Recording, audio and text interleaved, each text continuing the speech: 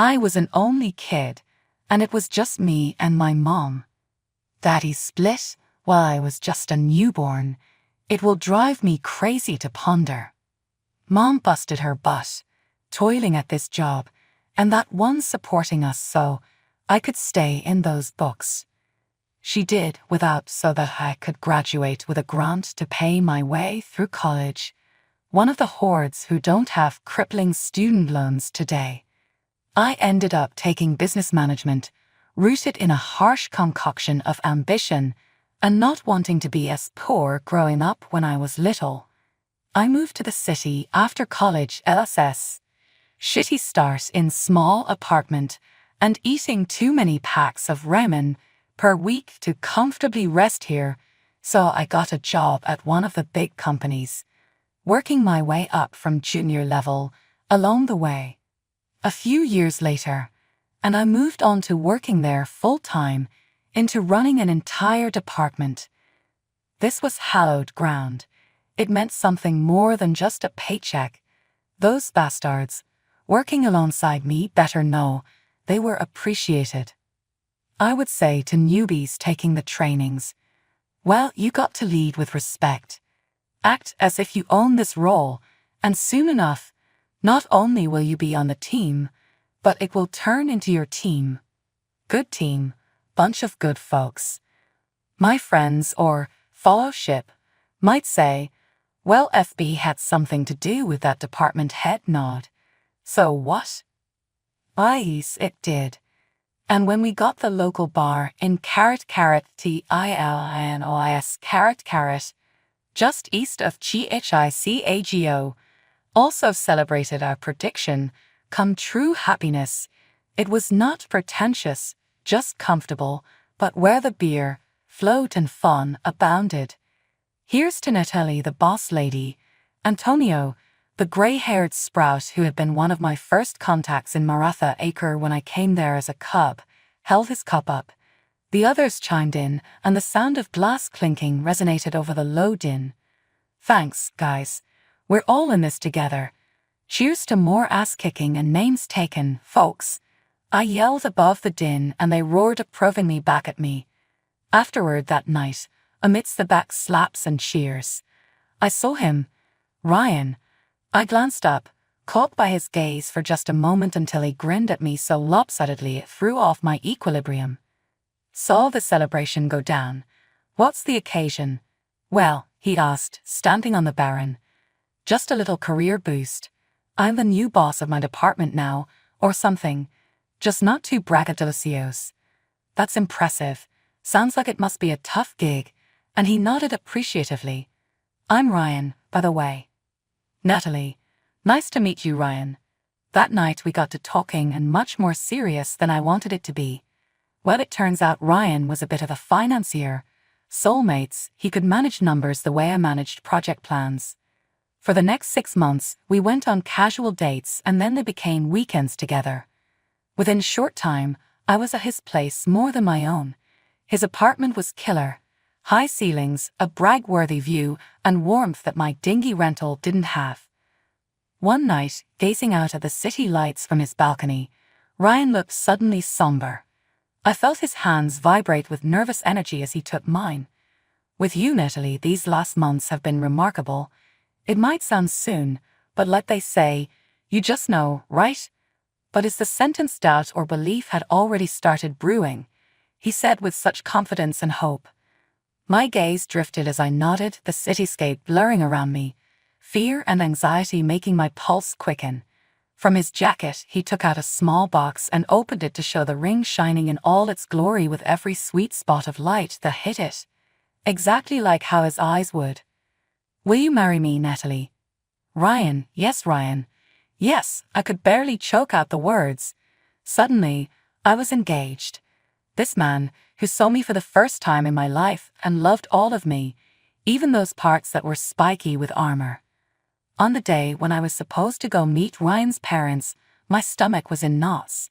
We had traveled to a gorgeous ride-house rodeo in Ryan's truck, drooling overdrive chatter, and as we pulled up behind an expansive domicile whose driveway was longer than my entire boulevard building, I realized that these people weren't just rich, they were stinking loaded. I walked away from the car, and a heavy sense of place was upon me, looking every bit like a prop out of an old British film, made entirely from the reddest brick and complete with climbing ivy and stern-faced gargoyles gazing down on me who clearly knew I wasn't supposed to be there. Ryan took my hand as we approached the massive oak doors. "You're going to be okay, Natalie," he whispered back in words that sounded more like a wish for his own ears than anything. The door opened, and her PE coaches stood there, Mr. and Mrs. Hargrove. A single question, the answer to which would likely require my entire month's rent. What was he wearing that coastlands more than I spend on groceries each week, and a summer dress you'd expect to seat New York Fashion Week? Their entryway was huge, and had a chandelier hanging from the ceiling that lit up like its own little galaxy. Portraits of scowling gentry with titles such as Sir and Lady festooned the walls. "Natalie, it's so nice to meet you finally. Charles and Eleanor. My wife, I'm Charles Hargrove," Mr. Hargrove said in a smooth voice that was just slightly cold and reminiscent of an English accent he might be trying to copy. She smiled, but there was no warmth in her eyes. I tried to keep my face neutral as we entered the dining room, muttering, "Pleased to meet you both." Ryan was muttering in my ear, telling me which fork to use and blah blah, if you could call it an explanation. Dinner was served, and I could tell by the air, it felt like sitting in a freezer, so absolutely cold with judgment. An austere man with a bristly beard glares back from one of Mr. Hargrove's photos. Sir Reginald Hargrove of England forever rose to the coals. "Got over in the 1800s to set up our family here," he said with arrogance. "Wow," I responded, trying to emote but unable to chew, knowing that every movement was under scrutiny. I went for the salad fork, only to be greeted with silence, my first failure of many. Looking to Ryan for help, but before he could whisper anything in response, her voice came through via Mrs. Hargrove. "Maybe where you come from they do things different, dear," she said, perfectly enunciated each word. "Sorry, still getting the hang of all this," I mumbled, my face growing warm. Ryan came back with us, trying to smooth things over by launching into a story about the two of us, but his parents immediately chose that moment to start laughing themselves silly at my desperate attempts not claw our dessert spoon. Every course made me feel less, to the weight of their eyes was exhausting. We all moved to the Hargroves' cavernous living room following an icy dinner. The rich carpets and drapes only made the room more stifling than this dining hall. I fell into one of the fancy chairs, a display in an exhibit museum on pins. Mrs. Hargrove sat on the front corner of her chair in ladylike anticipation and extended. "Natalie, explain your family. Wow, your childhood must have been very different from ours." My cheeks heated, and I hesitated under Ryan's intense stare. Well, it was mostly me and my mom. My father left when I was very young, so I barely have any impressions about him. Mom tried to do everything so she could support me on her own. She's a nurse. The room fell deathly silent, and then Mrs. Hargrove stood up, her chair screeching along the wood floor as if in agony, and I was screaming outright because oh my god, why would she stand? It is scary, this must be bad, here we go, bye justice, hello, punching bag, hit me motherfuckers. No 030, absolutely unacceptable, she spat out through a look of disgust. Our heritage is situated in that age-old English community. We have standards, traditions.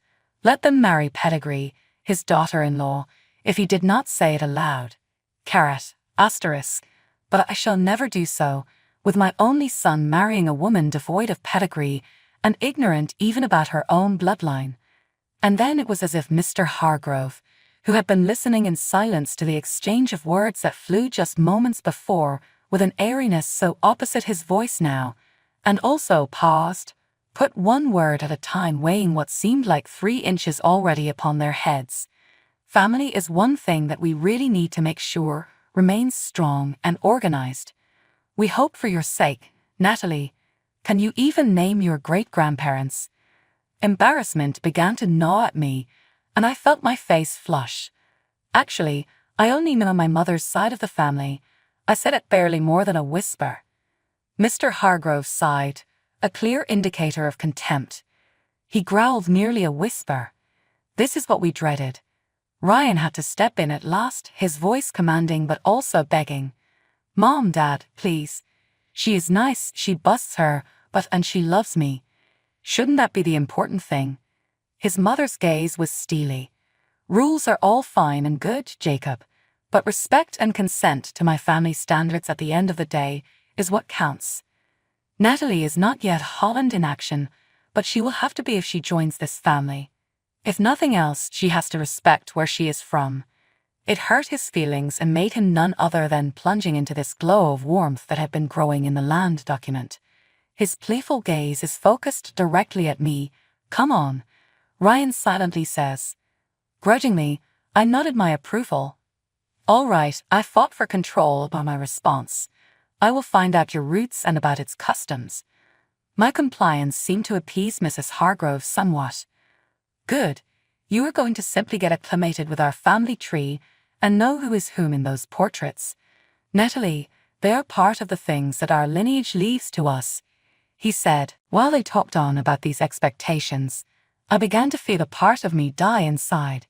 What had started as a standard meet and greet became something of an ordeal for the night. Yes, I accepted their demands, but at what price? The discussions moved on to ancestors and noble deeds, while I became acutely aware of the seams keeping me away from these people, these very same reinforced threads clinging Ryan to them all. The weeks after that awkward dinner were a blur. I was working my day job with hardly enough time to breathe, let alone sit through all of the etiquette and style classes Mr. and Mrs. Hargrove insisted I take, back with the buzz of an alarm before sunup, but lights out long after sundown, left me like a zombie and not feeling the best. One of our sessions, elbows off the table, Natalie, had us all rolling. Don't forget, when you spoon it should be in firing position. Soap spoon goes out from your hand into the soup. I kept nodding, trying to navigate my sighs with the vaginal palpation alongside of hers, but I was lost in 1,000 other thoughts. All that work piling up on my desk at office and those ever-growing wedding plans. You're doing well, she reassured, her voice soothing. These things take time to become second nature. I gave her a weak smile. Thanks. It's a lot, you know? As if on cue, my phone rang. It was Mom. I walked outside to take the call, shoving my phone into my ear and looking for a remote spot in this noisy city. Hello, my dear, I said in a voice of someone who had reached the limit. My cousin, Natalie, dear, how are the wedding plans coming along? She inquired, and her voice was one of excitement, yet toned with concern. I wavered, reluctant to concern her. It's all good. I am also busy learning things, even learned how to waltz, I said nonchalantly. She paused, and I could tell she was not entirely sold. You sound exhausted, honey. Are you getting enough rest? None of this should be that difficult. You gotta take care of yourself. I chuckled weakly. Not as well. I think we both know that the proper etiquette classes and dance lessons have to be kept up with. I'll try, Mom, but there is mucho travagando right now. Dos steps so largo y las botas. Don't forget what matters, Natalie. It's Ryan and you, not all these rules or lessons. Her words were soothing, but as soon we hung up, the reality slipped back onto my shoulders again. I felt like I was splitting my time between trying to please Ryan's parents and stay sane. It seemed to be every day, a marathon, but the racetrack extends indefinitely. I went back inside to continue learning the proper way of holding a wine glass, from stem, not bowl, as if I were lost in my instructor's drone. The few breathers between the chaos had me looking up, thinking, is this really what we worked for? The floating criticism, the non-stop lessons and practice drills, those frosty Hargrove glances whenever I made a mistake, more than some weeks. Funnel roller, Millie, in her soft tech tone of voice, had thumped out a message that came through to me one particular evening as I lay down ready for bed. The message was Ryan's, with his words glowing on my screen. How was your day? Miss you. I sat at the message, my fingers in midair. And I never told him much about what was happening with me, all of my worries and frustrations. What I actually typed. Miss you too. Long day, but all good. When I put the phone down, my apartment seemed disturbingly quiet. So, was this how it would be? Overcoming the tiredness, covering my stress with a smile, and simply hoping that I was able to fit in more comfortably than what it seemed because of how outlandish everything around me felt. Finally, it was THE day. The place was full of flowers, ladies in ball macks and top hats jostling with the men about town. I was standing in my billowing white dress out of breath with knots in my stomach. She bent over and smoothed a curl off my forehead when Mom came to take her turn. "Whatever, Natalie," she said with a sweet smile. I so desperately wanted to take her word for it, but as soon as the ceremony started there went any chances of that wedding being nice and easy. Ryan's parents ran a superiority mission. Clearly pleased to be hosting, Mr. Hargrove was accompanied by a loud and proud Mrs. Hargrove who made sure everyone within earshot knew they had contributed so much in making all this possible. I attempted to mingle once the guests were seated, but Mrs. Hargrove pulled me aside first with a frosty smile. "Natalie, darling, take him to our friends. Go get us some drinks, darling. See those old men arguing with each other about politics. You are to fetch from them." But, I began, only to be silenced by a sharp look from her. "No buts. You're like part of the family already. Take a little initiative," she barked at me. I slinked across the restaurant floor in my flowing champagne-colored dress, a tray of macarons hovering between tables as I sighed begrudgingly. I felt like more of a servant than bride that day, because the fabric was exceptionally heavy and also due to what I had been put in charge for. Between those he found time to laugh, chat and other usual stuff when I was struggling. As I carried another round of drinks, Mrs. Hargrove's tone rose above the din. "Natalie, take care of us, and she will be our server tonight. It is good practice for her, right?" Her voice dripped with self-righteousness, eyes flickering to the faces in the crowd. That was the last straw. Cautiously, I softened the edges of my approach, shaking hands, holding her steady by a firm voice. "I am not a server for hire at my own wedding. Some of them should be doing that stuff," pointing to the gathered clothes. Mrs. Hargrove brought up, a mischievous look on her face. "You should be fortunate we were able to accept such a common kneel and gag girl into our family. Natalie, you are nothing," her words like a chilling dagger in the air. My face flushed with anger. "Guys, this is my wedding, not a show for all your friends," I shot back, louder than I probably should have. The room went in silence, all eyes were on us. If memory serves, Ryan overheard the tail end of our conversation and stumbled up, a glass of champagne in hand. "What's going on here?" It was a little garbled, and his eyes weren't quite on the prize. "Ryan, your mother is acting like a maid at our wedding. This is not what today should be about," I snapped in my building frustration. Ryan's face darkened as he watched the silent exchange between his mother and me. "Natalie, why are you acting like a fool? Just do what my mom asks. It's not a big deal." "Not a big deal, Ryan. This is our day, and your mom fucking ruining it." I spat back in disbelief, followed by hurt. He drank some champagne before he spoke. "Natalie, you should consider yourself lucky that I even selected you. You were far from the best girl, a prettier one, a richer. You're being so dramatic." The words punched me like a slap across the face. All this time, realizing had me penitent off. The guy I adored, the man who was about to marry me, did not look at us like a team. I was just some accessory to him, something that had to play the role he wanted. It fitted perfectly in with his parents' ideals of what he should be.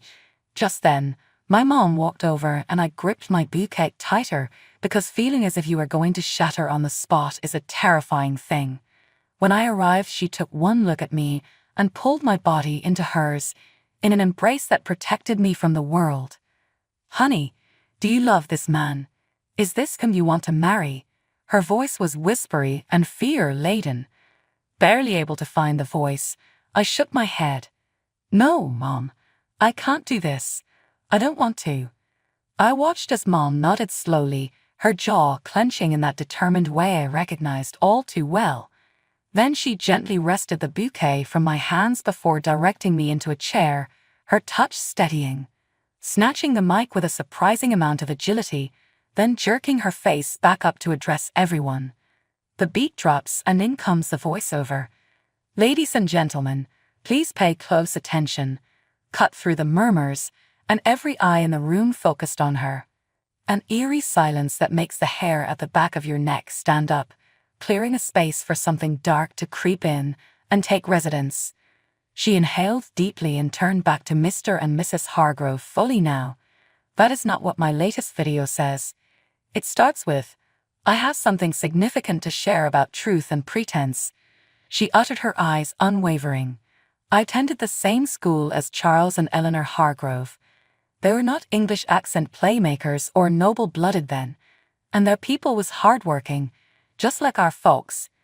In the crowd, there was a murmur. Charles' father was a mechanic and Eleanor's mother waited tables at the diner down the road. A pause to allow the words sink in. They purchased the portraits, acquired an accent and a surname to create an entire history that kept secret where they were from. A murmur fell over the room as guests turned to gape at the Hargroves. Mrs. Hargrove jumped up, her face bright red, and the mask of aristocracy had fallen away completely. "That's preposterous. But my mom wasn't finished. For you to stand on these lies and condemn my daughter as unworthy based on a falsehood. Thousand of false labels as one Italy. Luke AKV Hechionic pantomime woman ACIVUS, she is real. Something that you have long forgotten how to be." The guests were whispering now, their looks of interest melting into scorn as they beheld the Hargroves. Hargrove struggled to speak, his accent sliding like water into something more common and less refined and also source. "We did what we felt was the right thing." "For whom?" "So my mom, very fierce. Cut him off. For your son? For society? Or is this just for your own dirty vanity?" The room was alive now. News of the confrontation had spread and gossip was in a frenzy oculates, filled with tension and secrets.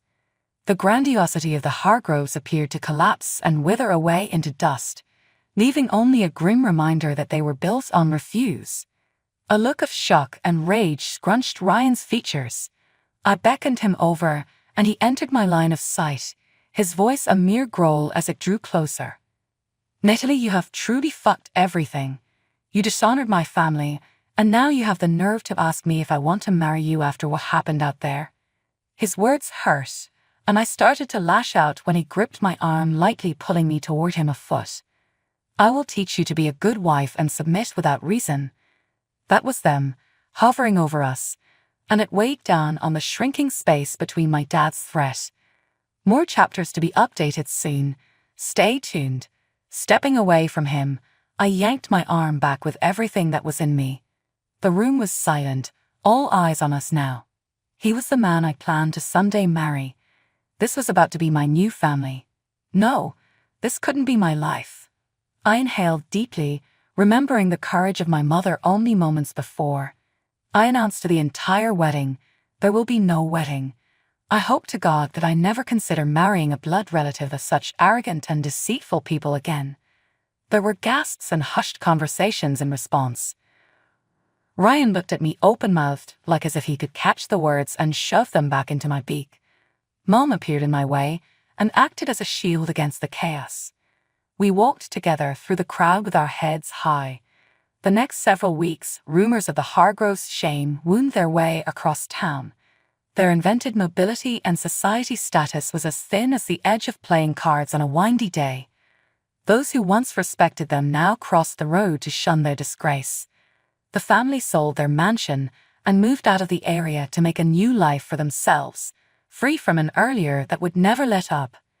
As for Ryan, I gathered snippets, whisperings of tailspins and evenings drowning in drink over the scandal. Maybe I did not believe them, hell, maybe I did not want to. He showed his hand, and it was covered in too dark a sin for me to ever want to turn over my cards back. And one night, sitting in our tiny living room, a modest space compared to the grandeur of artificiality, I almost married into it with my mom. Thank you, Mom, for everything. For always being there, for standing up to me, even before I could have seen the truth myself. She smiled and squeezed my hand. Natalie, I'm always going to be here. You are my daughter, and I have raised you to be strong and true. No man, no family will ever lower your worth. The TV chattered behind us, and it was a familiar, comforting normalcy. I lost a fiancé, but gained my life back. I got myself again, and more importantly, I was in control of the rest of it. Returning to work seemed like a sanctuary after the entire wedding disaster. My colleagues, knowing the circus that has been my life as of lately, were nothing but supportive. The second I swooped into the office, Antonio was singing, "Natalie, you are a lucky girl, and got yourself a MoMA." He was perched on my desk, a mug full of hot coffee in his hand, which he passed off to me as some sort of truce or homecoming present. "Thanks, Antonio. Feels good to be back," I said, reaching for the coffee and drinking in its cozy bitterness. "And that bullet is more like a frisking cannonball," Jenny added from her cubicle next door. "Any man who lets you serve visitors on your wedding day is not husband material. You deserve way better, honorable." I smiled, glad to have company. "I think so too." Hopped back to where I belong and am not only valued for whose family, also sweetie cookie pie, etc. ad nauseam. Their support never faltered week after week. This was during the time I was healing when David entered my life. He was a friend of a friend, pretty ordinary type of background, sociable and easy with his smile. We had met over a small party. This was low-key, an informal group Friday afternoon. Entered and he was standing there laughing over something stupid. "Hey, are you Natalie?" he said, standing up. I thought, oh no, he knows my life has been an unmitigated disaster. Damn, this cocksucker must have done his homework beforehand if he's saying nice things to me. Thanks, David. Still, I felt that my duty as his older sister to ease doubts by saying, or paraphrasing, "What happened?" We hit it off instantly. The Hargroves had a family that was the complete opposite of their own. His parents hugged me and smiled real smiles the first time I met them. When I walked in their front door, his mom enveloped me in a hug and said, "Natalie, we're just so happy that David has found someone who makes him this happy." Refreshing. How simple it all was. No faking involved, no pretensions required, just pure honesty and vulnerability. We were in no hurry. David was right there with me. We were moving slowly, seeing each other deeper than just face value. I came back home, and when I returned to work one day, my boss called me into his office. "You can say this something secretly to Natalie that, Nat, all of us have seen how you are managing everything. It has not been a guarantee, but your high quality of performance will get you through." I nodded in agreement, having no clue where this conversation was going. "We believe it's time for a new deal. You showcase that you can do almost everything, and your control over the room has never been as solid." Stepping out of his office, I was filled with pride. Fresh new relationship blossoming, developing career and respect from the people that mattered to me. I was finally where it seemed like I fit in.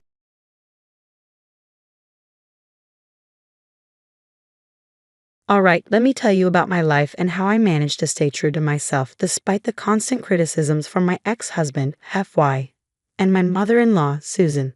I'm Zara, a 32-year-old woman, and I'm proud of my career in pottery. It's not the typical 9-to-5 job, but it's my passion, and I absolutely love what I do. Sure, I might not be rolling in money like some of my friends, but I've achieved success in my niche, and that's what matters to me. Avai and Susan, on the other hand, never really understood my work. They thought it was childish and not a real job. Whatever that means, it was disheartening to hear them make snide comments about my passion, but I refused to let it get to me. Pottery is more than just a job to me. It's a form of art, a way to express myself, and I take pride in creating unique pieces. But FY and Susan didn't see it that way. They thought I should be doing something more professional and respectable. It didn't help that Susan, due to her physical disability, had to live with us. I tried my best to be understanding and accommodating, but it was hard when she kept judging my choices and making me feel inadequate. FY wasn't much better. He would often bring up the fact that my friends were all high-earning professionals while I was just playing around with clay. It hurt to hear him belittle my passion like that. One day, we had a conversation that still stings. I was talking to some of my friends the other day, and they were discussing their wives' careers, FY said. Oh, what were they saying? I asked. Most of their wives have high-paying jobs and successful careers. It got me thinking about us. What do you mean? I mean, compared to them, your career is a bit, well, odd. Working with pottery and all that. It's not exactly the typical high-paying job. Are you saying my job is less valuable just because it doesn't make as much money? No, that's not what I meant. I just meant that it's a bit embarrassing sometimes when people ask what you do, and I have to tell them you're a potter. Embarrassing? You're embarrassed by my passion and my hard work. It's not like that. I'm proud of you and what you've achieved. It's just that sometimes I wish you had a more conventional job. So, you're saying you'd rather I give up my passion and do something I don't love just to fit into your idea of a perfect wife. I just wish people would see how amazing you are and not judge you based on your job. But you're the one judging me, FY. You're the one who's embarrassed by my career. I guess I just wish people would see it the way I do. It was a lame excuse for an apology or trying to be supportive as he was claiming. Stupidly, at the time, I let it slide. I regret doing that because later on, I learned how he really felt about it. One evening, I had just finished working on a particularly intricate pottery piece when I overheard FY and Susan talking in the living room. Their voices were hushed, but I could still make out what they were saying. FI chuckled and said, "Can you believe she spends all day playing with clay? I mean, come on, that's not a real job." Susan joined in, "I know, right? It's like she's stuck in some child's playtime while the rest of us are out there making a real living." Their words stung, and I felt my heart sink. I knew they didn't understand my passion, but to hear them belittle my job behind my back hurt more than I expected. I took a deep breath and decided to confront them. Walking into the living room, I put on a brave face and said, "Hey, I couldn't help but overhear your conversation. I just want to remind you that pottery is my career, and it means a lot to me. It might not be the traditional 9 to 5, but it's what I love doing." FY looked taken aback, and Susan tried to backpedal. "Oh, sweetie, we didn't mean to offend you. It's just that we worry about your future and financial security." I shook my head, trying to stay composed. "I appreciate your concern, but I'm doing well in my field. My work is gaining recognition, and I'm proud of my accomplishments. I wish you could see that." FY seemed uncomfortable. "Look, honey, we just want what's best for you. We're not trying to put you down, but we worry about the stability of your job." I sighed, feeling a mix of frustration and hurt. "I understand that, but it's my passion, and I'm willing to take the risks. I've worked hard to get where I am, and I won't let your doubts hold me back." "We're just looking out for you, dear," Susan said. "It's not that we don't support you, but we want to see you thrive in a more traditional career." I appreciated their concern, but it was clear they didn't truly understand my passion. Instead of arguing further, I decided to let my success speak for itself. In the following months, as my pottery projects gained more recognition and I received invitations to showcase my work in art exhibitions, I noticed a change in FY and Susan's attitudes. They began to acknowledge my talent, though their support still felt hesitant. I knew I couldn't change their views entirely, but I hoped that with time they would come to understand and respect my career choice. Despite their negativity, I didn't let it deter me. I love my job, and that's all that mattered. I knew I was good at what I did, and I had the respect of my colleagues and clients. That's all the validation I needed. Whenever they made snarky comments, I would just smile and shrug it off. I knew they didn't understand my passion, and that was fine. I didn't need their approval to be happy. What's even more amazing is that my pottery started gaining more recognition. I started getting featured in magazines and art exhibitions. My unique style and authentic approach to my work were finally getting the attention they deserved. Of course, FY and Susan couldn't ignore the success forever. They might not have fully appreciated my work, but they couldn't deny that it was bringing in money, and that seemed to be the only thing that made them somewhat okay with my career choice. As the years went by, I continued to excel in my field. I learned to tune out their negative comments and focus on what truly mattered: My passion and happiness. It wasn't always easy, but I was determined to stay true to myself. I had my ups and downs, but my dedication and hard work paid off. I was able to carve a niche for myself in the pottery world, and I couldn't have been prouder. Well, guess what, folks? All of my hard work and dedication paid off. Let me tell you what happened next. After all that hard work, I finally got a major investor interested in my pottery. I was over the moon. The investor told me he'd pay me $33,000 a week for my work, and I was thrilled. That's some serious cash. I couldn't wait to share the news with FY and Susan. I thought they'd be proud of me and finally see the value in what I do. When I got home, I was practically bursting with excitement. Hey guys, you won't believe what happened today. I got a big break in my pottery career. Remember that investor I was telling you about? Oh right, that guy. What happened? FY asked. Well, he said he'd pay me $33,000 a week for my work. $3,000? That can't be right, Susan scoffed. No, let me finish. He said $33,000. $3,000 as a salary is a joke, Zara. How ridiculous. No, it's not a joke. Pottery is my passion, and this investor sees the value in my art. It's a real opportunity for me. A real opportunity. Come on, Zara. This is ridiculous. You need to be realistic. You'll never make it big with pottery. They were getting on my nerves, trying to speak over me and diminish my accomplishments. For some reason, they just didn't want to hear me when I wanted to tell them I'd be making $33,000 per week. They kept cutting me off, assuming it was my monthly or yearly salary, and boy, were they not impressed. They started shouting at me, telling me that my job was stupid and useless. Can you believe that? It was like a punch to the gut. It's not about making it big or being rich. I love what I do, and this offer means I can sustain myself doing what I'm passionate about. Sustain yourself? You're 32, Zara. It's time to grow up and get a real job, not some childish pottery nonsense. Their harsh words stung, but I knew better than to let them affect me. It's not childish nonsense. Pottery is a legitimate career, and I've worked hard to get to where I am. Why can't you just support me? Because we know better, Zara.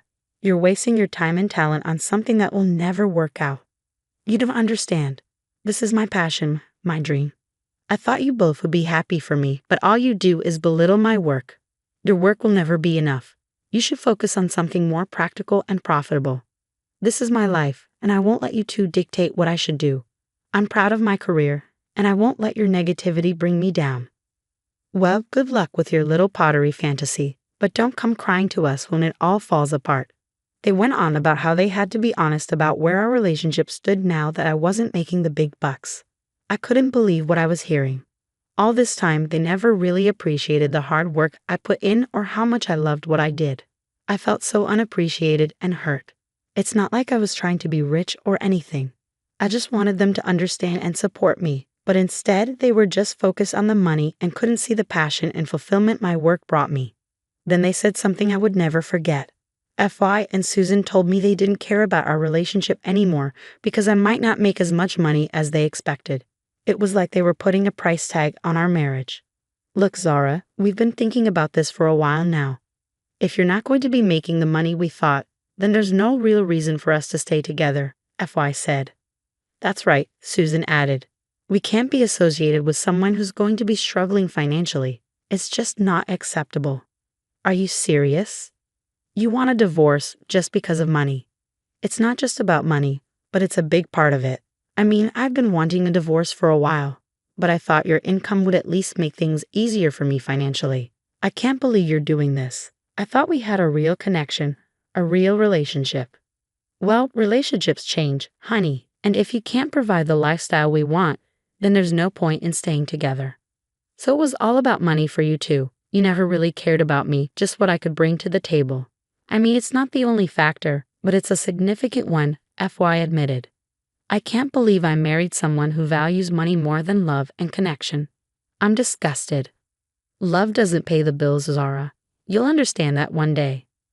Well, I'd rather have love and passion for my work than a marriage based on materialism and greed.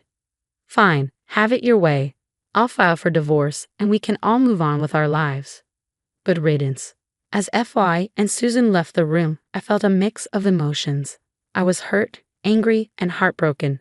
but I also felt a sense of relief. I realized that I deserved better than to be with someone who only cared about money and didn't appreciate me for who I truly was. It was time for me to focus on my career and my passion and surround myself with people who truly valued and supported me.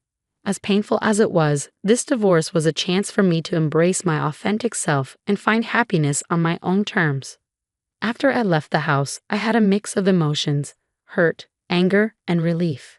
FY and Susan seemed kind of embarrassed and guilty for how they treated me, but it was too late to take back their words.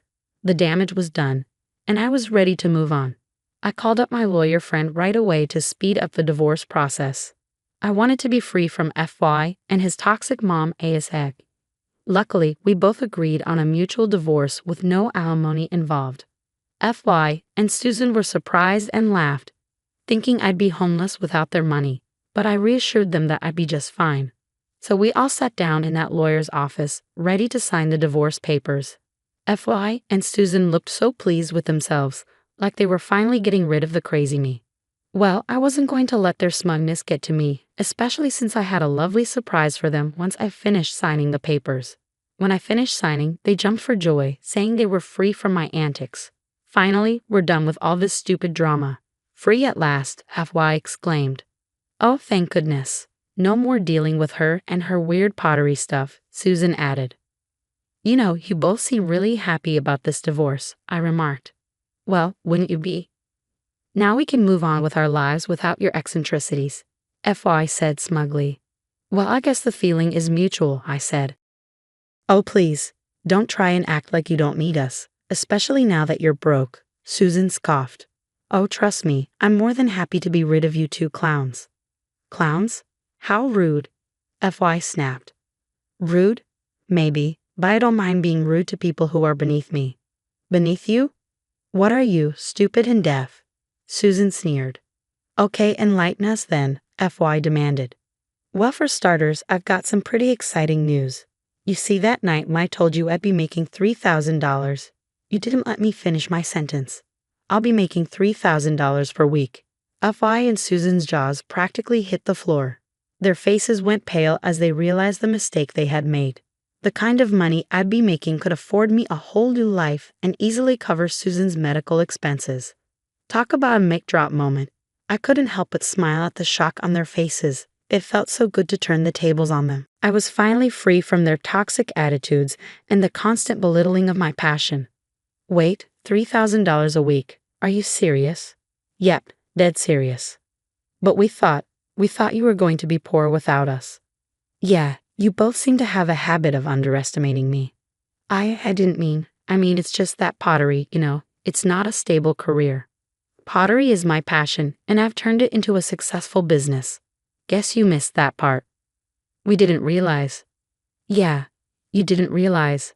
You never took the time to understand or appreciate my work. You were too busy belittling it. I didn't mean to hurt you. I just thought. You thought wrong. You both thought wrong about a lot of things. Zara, we didn't know. We were just worried. Worried? You were worried that your precious image would be tarnished by having a wife with a strange career. Well, guess what? You lost more than just a wife and a daughter-in-law today.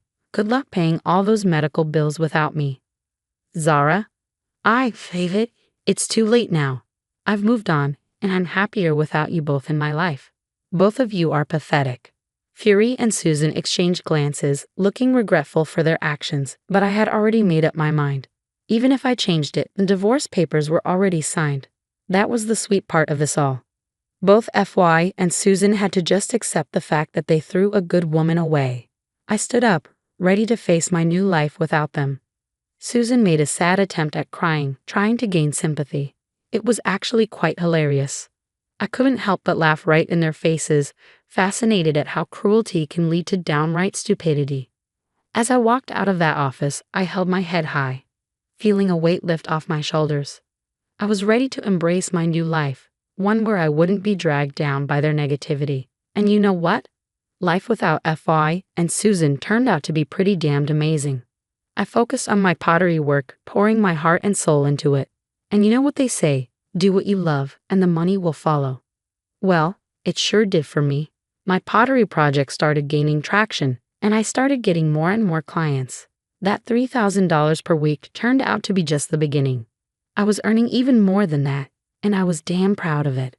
I moved into a cozy little apartment and finally felt at peace. I surrounded myself with supportive friends who appreciated my work and encouraged me to keep going. Meanwhile, FY and Susan were left to deal with the consequences of their actions. I heard through the grapevine that FY's finances took a hit because he squandered it on some shady business deals. I guess he was trying to get rich quickly and it didn't pay off. The sad part was that Susan was struggling with her medical bills. Part of me wanted to feel some satisfaction in their misfortune, but I realized that I had moved on from all that drama. I was too busy building my own happiness to waste any more energy on them.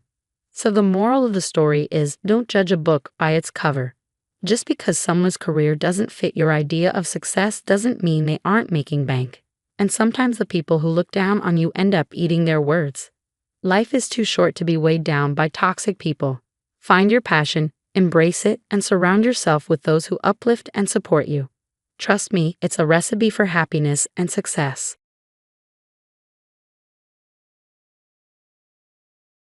My name is Linda, and I'm 27 years old. This is the story of how my life became entangled in a web of deceit and betrayal. But it's also the story of how I rose above manipulation and malice and found justice against both my husband and mother-in-law. I met Ralph, my husband, a charming and charismatic man who swept me off my feet with affectionate words and promises of a bright future. We fell madly in love and soon tied the knot, believing our love would conquer all. However, our love story soon took a treacherous turn. The source of my torment was none other than Ralph's mother, Martha. From the beginning, Martha harbored a deep resentment towards me, viewing me as an intruder in her son's life. She was one of those mothers who seemed to thrive on controlling her child, and Ralph had been providing Martha with his entire salary for the past 7 years. This left our own financial stability hanging by a thread, a betrayal that tore at the very fabric of our marriage. Despite my pleas, Ralph brushed me off, insisting that his mother took precedence over the family he was supposed to be building with me. I didn't do much to stop it. I was 20 years old when we got married, a naive, bumbling girl who thought my husband would one day realize his wrongdoings and change because his love for me ran that deep. I know now that I was a fool to feel this way. As the years went by, tensions between Martha and me escalated.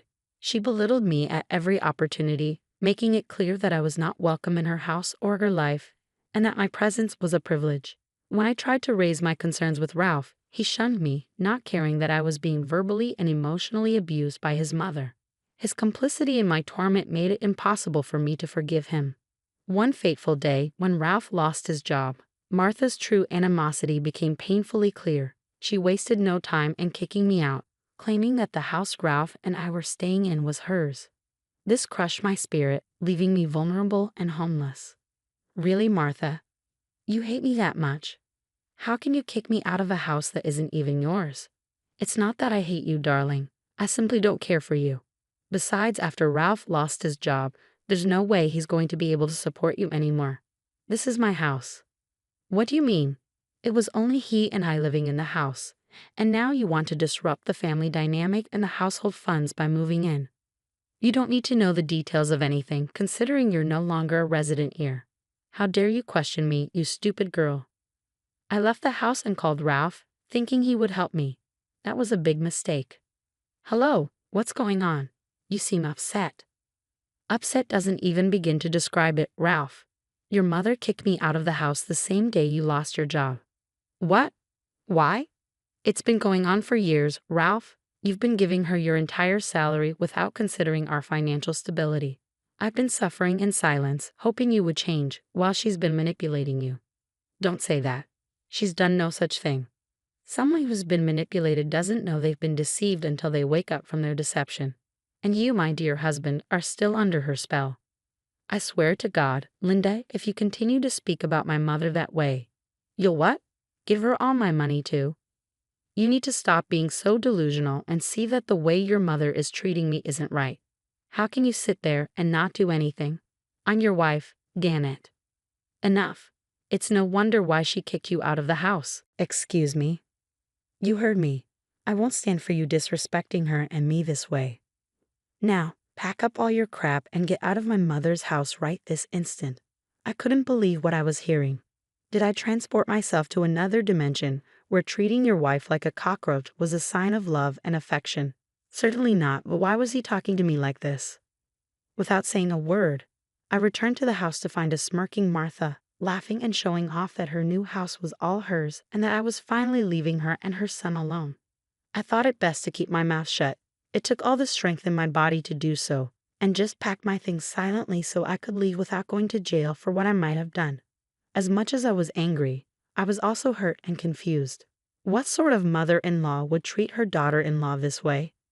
I sought refuge with a friend, nursing my wounds and gathering the shattered pieces of my life. The despair fueled a fire within me, a determination to seek retribution for the injustice I had suffered. I couldn't let Martha's actions go unanswered. I also couldn't let my foolish husband Ralph off the hook. They both had to pay. My friend kept telling me I couldn't let these actions go unpunished, further fueling the fire. So I decided to return to the house to give that woman a piece of my mind. For the second time that day, I stood in front of Martha's house, my heart pounding with a mixture of nervousness and determination. It was time to confront her and make her face the consequences of her actions. As I stepped inside, a wave of memories flooded over me. This house had been a place of pain and manipulation, but very soon it would become a symbol of my victory. "What are you doing here, Linda? You have no right to be in my house." "Oh, I think you'll find that I do, Martha. After all, it was your actions that led me here." Martha's face contorted with surprise and disbelief. She had expected me to cower, to run away defeated, but little did she know I had found my strength. "You think you can just waltz in here and take what you want? You're nothing but a leech, Polly." "No, Martha, I'm no longer the timid woman you could manipulate. I've grown stronger, and I've had enough of your games. You used my husband's salary to build this house, and now it's time for me to take control. You're delusional if you think you can outsmart me. I've been manipulating people my entire life." "Manipulation may be your specialty, Martha, but today the tables have turned. You underestimated me just as you underestimated the power of a woman who has been pushed to her limit." As we engaged in a battle of words, the tension in the room grew palpable. This wasn't just a confrontation between two individuals, it was a clash of wills, a fight for justice. "You may have won this battle, Polly, but the war isn't over. I'll make sure you regret this." "We'll see about that, Martha. I've spent years living under your shadow, enduring your abuse, but today I'm reclaiming my life, my happiness, and my freedom. Your reign is over. Have the day you think you deserve."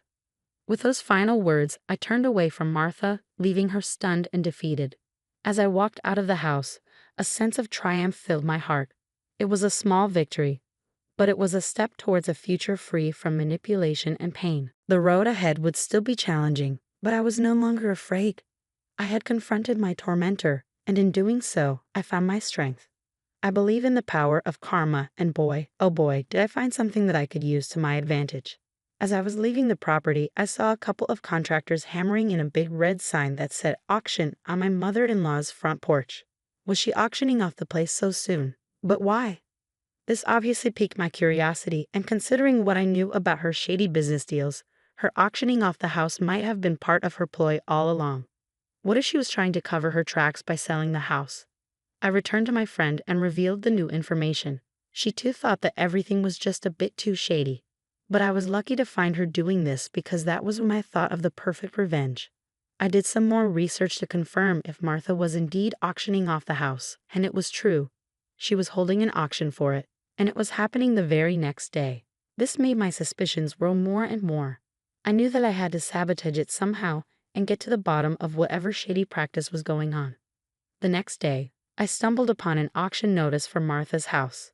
It was a stroke of fate, an opportunity to turn the tables and regain control over my destiny. With a newfound sense of purpose, I meticulously planned my revenge. I studied the housing market, calculated the maximum bid I could afford, and prepared myself to confront Martha in the most unexpected way. Little did Martha know that I had risen from the ashes, transformed by the strength that adversity had bestowed upon me. I walked into the auction room, my heart pounding with a mixture of nervousness and determination. But of course, I was stopped by the people who had made my life a living hell for the past 7 years. "Oh, for the love of, what are you doing here? You're obsessed with this, aren't you?" I told you not to be here. I'm still very upset with you. Yeah, well, the feeling is mutual, believe me. I'm here for the auction. They both gasped in unison. Yep, I have every right to be here just like everyone else. So if you don't like it, then you can take it up with the police after I file a report for harassment. Huh, you think that you can buy this house? You must be out of your mind, sweetie. Should I kick her out? Meh. Don't bother. She's just embarrassing herself by being here anyway. It's not like she can afford this place. We'll see about that. We both stormed off to our designated locations, and Martha was glaring at me. I kept my composure though, trying my best to fit in with the crowd. As the bidding began, I locked eyes with Martha, a glimmer of defiance and triumph shining in my gaze.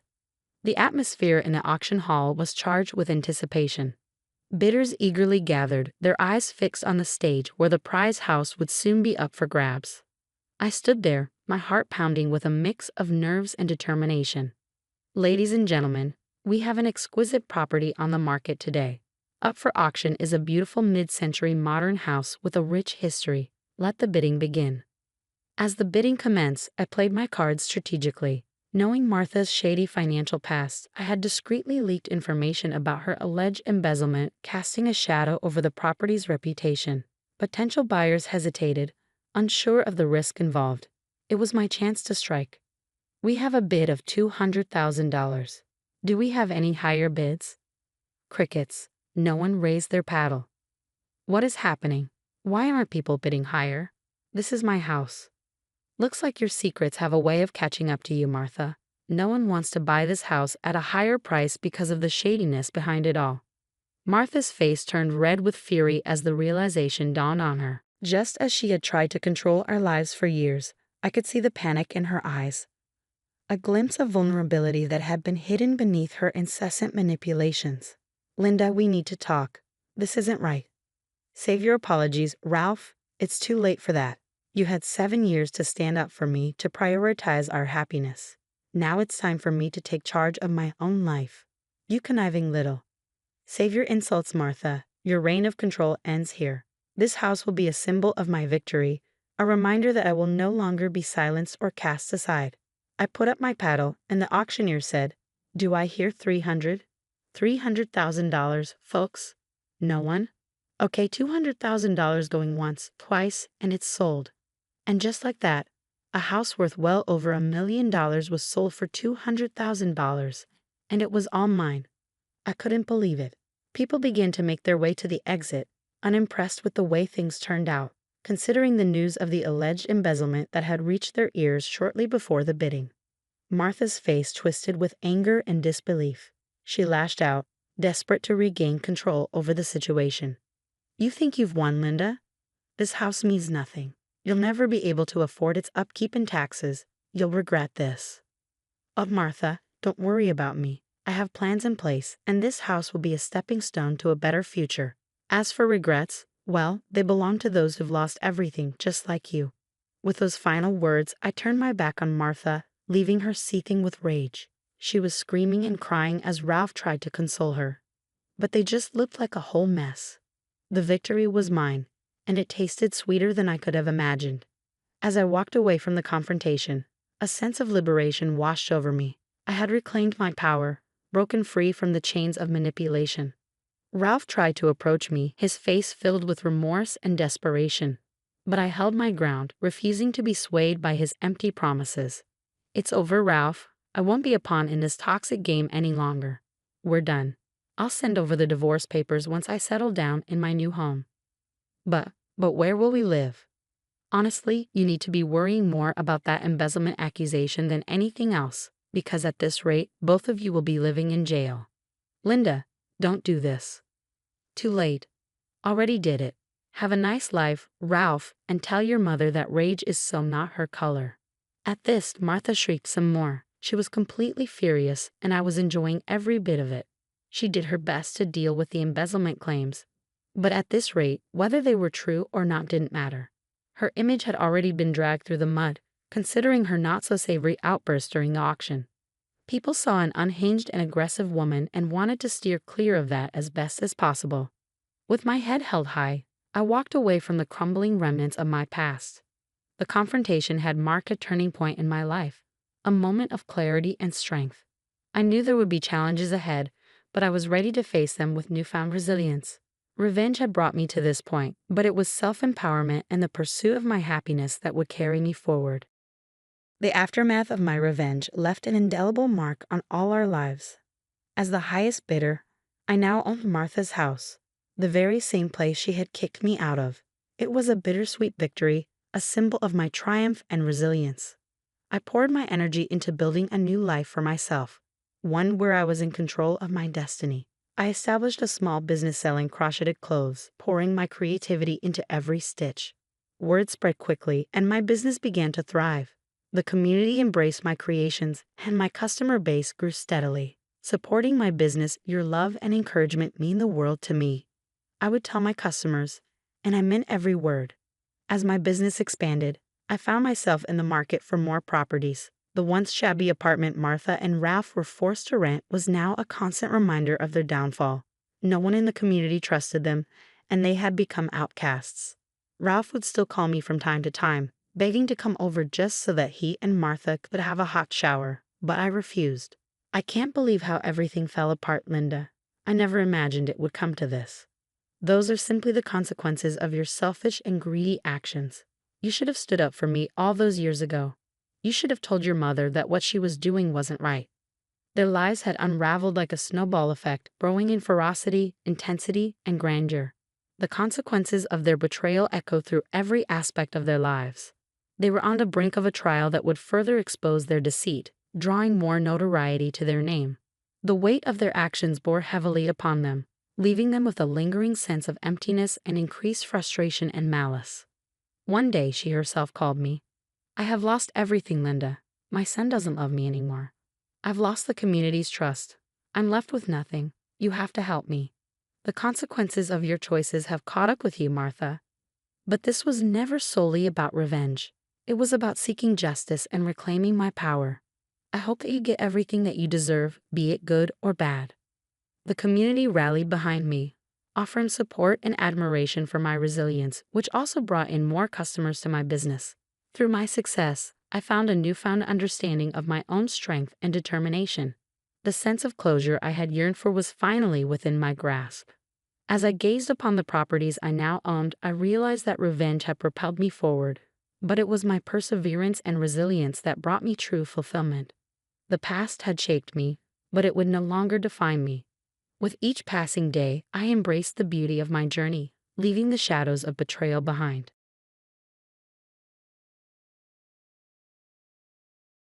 As I watched the news, I was beside myself with worry. They were reporting that the plane my husband was on for his business trip had crashed. No matter how many times I tried calling, I couldn't get through to him. "Please pick up," I whispered desperately. Then, as usual, I received an email from my husband saying, "Just landed." Oh, thank goodness. But my relief was short-lived when the news anchor stated, "There are no survivors." Huh? How can that be? Wasn't the plane safe after all? My name is Kathy. I live with my husband Tyson of 5 years and our daughter Julie, who's about to turn 3. I quit my job when I got pregnant and am now a stay-at-home mom. Julie has gotten past her terrible twos and has recently started to be a big help around the house. Those terrible twos were tough, but now I'm enjoying parenting without the stress as my relationship with my daughter grows stronger. Life with Tyson, however, has become somewhat dull lately. He's barely home except to sleep, maybe because he's so busy with work. Sometimes he comes home smelling like women's perfume, which makes me wonder if he's been to a club or something. With all the sudden calls to work and weekend shifts, he hardly has any time to spend with Julie and me. "Does Daddy not like me anymore?" She would murmur, and I would hug her tight and stroke her head gently. "Of course not, sweetheart. Daddy's just really busy with work. He's working hard so that we can have this life together. Your birthday is on a Sunday this time, and he's promised to celebrate with us, so let's look forward to playing a lot with him then." Seeing her look so sad, I had pleaded with him to at least be there for her birthday. "I'll definitely take the day off," he had promised, and I was looking forward to celebrating together as a family. Her birthday is next month. We're planning to celebrate with my in-laws, who live just a 15-minute drive away and are quite close to Julie. Tyson has a sister, Hannah, who has 2 kids and lives in the same city. The grandparents love both their grandchildren equally, which is something I'm really grateful for, as I've heard that some favor their daughter's children over their daughter-in-laws. Some even urge the daughter-in-law to have a boy instead of a girl so that he can carry on the family name. One day, Tyson tells me I have to go on a business trip overseas for 2 weeks starting on the 8th of next month. I asked him to repeat himself.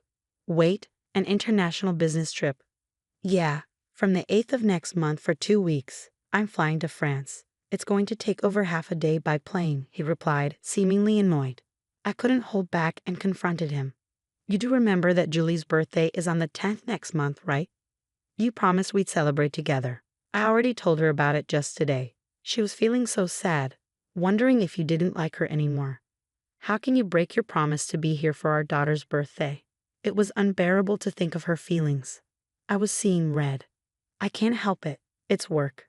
I wish I could celebrate with her too, he said, and I was taken aback. Looking at him, I could see the pain on his face. Yeah, you're right. I'm sorry. I just got a little carried away because I feel so sorry for her. After I apologized, he patted my shoulder and said, "Oh, I'll prepare a gift, so ask her what she wants. My parents will be there, so she won't be lonely, and next year, I promise we'll celebrate together for sure." Okay, you promise? I pressed him, deciding to let it go this time. I knew I had to make sure Julie didn't feel too lonely without her dad, so I planned to go all out with the decorations and cooking. I talked to my in-laws about his business trip and asked if they could stay over at our place on her birthday. It's unfortunate that he has to be away for Julie's birthday, but leave it to us. We'll make sure she has a great time. I already told Scott, and he started getting ready for the sleepover. My mother-in-law Mary said, lifting my spirits, if only Julie could be a little happier with this news. The next day, I told Julie about Tyson's business trip abroad. She looked sad, and her eyes welled up with tears. But you know, Grandpa and Grandma said they'd stay over for your birthday. I tried to say cheerfully. At that moment, her face lit up, and it seemed to lift her spirits a bit. The day after Tyson left for his trip, Mary called. Kathy, do you need anything for tomorrow? I've got the present ready and the cake ordered. Is there anything else you want? It must be hard preparing all by yourself with Tyson away. Just tell me if you need anything, okay? We'll come over early tomorrow. I was so grateful for her thoughtfulness and immediately thanked her. Thank you, Mary. I just got back from shopping with Julie to pick out what she wanted. I've got the decorations ready too, so we're all set. Thanks for the presents and the cake. It's no problem at all. It's fun to choose these things. Scott has been fidgety for a week now. I told him he's too eager, she replied, and I couldn't help but smile. It's great to have such wonderful in-laws. Even without my husband, tomorrow is sure to be a fun day. After chatting for a while, Mary changed the subject. By the way, has Tyson landed yet? Didn't he say he'd be moving to another location after he got there? He mentioned he had to take a connecting flight. He should have landed by now, but I haven't heard from him yet, so maybe his flight's delayed, I replied, thinking to check the flight number he'd left with me once we hung up. Just then, her voice trembling, she said, Kathy, was he flying to France? I sensed something was wrong. Yes. But why? Turn on the TV right now. They're saying a plane crashed in France on the news. What? I turned on the TV in a hurry and saw an emergency broadcast of the crash site. I was so shocked that I dropped my cell phone. I heard Mary scream and quickly picked it back up. Stay calm, Kathy. We still don't know it's his flight. You're right, I replied, though I was overwhelmed with anxiety. What if something had happened to him? While I was worried, the news anchor delivered the unbearable truth. It was the same aircraft model that my husband was on. Mary, that's Tyson's flight. What? What do we do? T. Tyson. I collapsed to my knees, feeling my mouth go dry as tears streamed down my face unbidden. Kathy. Mary's loud voice pulled me back to reality. Stay strong, Kathy. We don't know what's happened to Tyson yet. Try to get in touch with him. I'm on my way over right now, so stay calm, okay, honey? Okay. After hanging up with her, I immediately called Tyson, but all I heard was the hollow sound of the ringing tone. Please no, this can't be happening. Why won't he answer?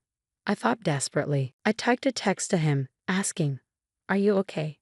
Clutching my phone tightly, I stared at the screen until, to my relief, he texted back, Just landed. Oh, thank goodness. Tears of relief overflowed as I started to reply to his message. It was then that I heard these words from the TV I had left on. There are no survivors. Huh? No survivors? How can that be? That was supposed to be the same type of plane Tyson was on. I couldn't stand it anymore, so I stopped texting and made a phone call instead. But I couldn't get through it all. Why isn't he answering the phone? When I switched to text messages, I finally got a text back from him. Oh, I just got to the airport and there's a lot to do, like picking up luggage. Seriously, he's not even thinking about how worried I am. I was getting increasingly agitated, a mix of anxiety and anger building up. The news said your plane crashed. I was so worried. Just pick up the phone for a second. Let's do a video call so I can see your face. I'm safe. The crash wasn't my flight. I'll call later. I have to get moving now. He sent such a carefree text. After that, no matter how many texts I sent, he didn't reply. How can he not see how worried I am? Well, at least I was able to confirm he's safe, but my mood completely soured when Mary called. I just called Tyson's company before heading over. They said he's on extended leave. They were like, business trip abroad. It didn't seem like they knew what I was talking about. Her words made me realize everything. So that's it. The long business trip to France was a lie from the start. Had I ever felt such hatred toward my husband since we got married? Mary, I decided to tell her about everything. About him hardly ever coming home, showing no interest in the family, returning with the smell of women's perfume on him.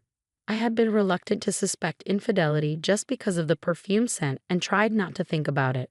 But now that he's taken a long leave and lied about a business trip, infidelity was the only thing that made sense. Mary was openly furious with my conclusion. That idiot son of mine. It's us who were foolish to worry. Kathy, come over to our house. It must be tough to be there with just Julie. I decided to take her up on her offer. Once the move settled down, Mary and Scott apologized to me again. Even Hannah, my sister-in-law, came to cheer me up after hearing about it.